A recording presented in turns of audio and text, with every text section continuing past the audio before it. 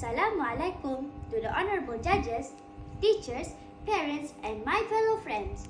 My name is Amirah Khadijah Binti Muhammad Firdaus, and I am standing here today to deliver a speech entitled How to Build a Compassionate Country. Ladies and gentlemen, before we come to various ideas on how to build a compassionate country, let us understand the definition of compassionate itself. From Cambridge Dictionary, compassionate is defined as a strong feeling of sympathy and sadness for other people's suffering or bad luck and a desire to help. Ladies and gentlemen, let me start my speech by stating the meaning of compassionate community. A compassionate community is where we live, work, and socialize together in diverse cultures and climates throughout the earth. In a simpler way, a compassionate community, people are motivated by compassion to take responsibility for and care for each other, which leads to building a harmony country. Without further ado, I would like to emphasize 3 phases on building a compassionate community or country. Firstly, is to discover and assess, which to discover the discomforts in your community, either cause pain and suffering, and how they can be relieved by compassionate action.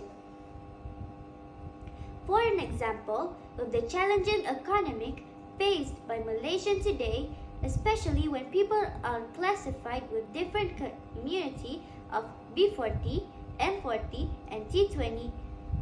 For B40 community, they need to struggle for food, education, jobs opportunities, and more.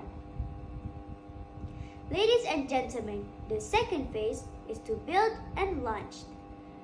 All problems and actions are being considered and discussed with details where the leaders of the country should have taken the measures to be developed and launched.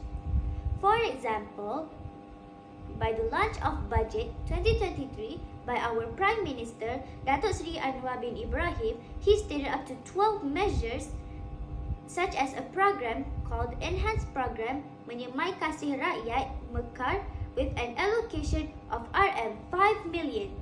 This budget allocation have direction of the government to a compassionate country where the care for the less people, women, and children are being taken care.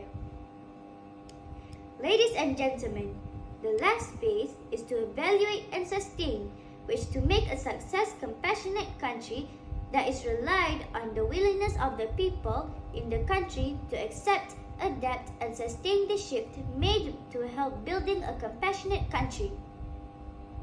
For examples, initiatives made by our latest government, which creating a slogan of Malaysia Madani that focuses mainly on good governance, sustainable development, and racial harmony in the country. The people in the country should be able to adapt the approach to enhance social and spiritual attitude. To end my speech, I would like us to listen to the recitation of Surah Al-Fatihah's meaning. In the name of Allah, the entirely merciful, the especially merciful. All praise to Allah, Lord of the worlds, the entirely merciful, the especially merciful, sovereign of the day of recompense. It is you we worship, and you we ask for help. Guide us to the straight path, the path of those upon whom you have bestowed favor, not of those who have evoked your anger or of those who are astray. With this surah, I urge all of us to understand that we must follow the guidance given by Allah subhanahu wa ta'ala to pursue a good life, which by means a compassionate life in this world and hereafter. I would like to thank all for lending your ears. Thank you very much.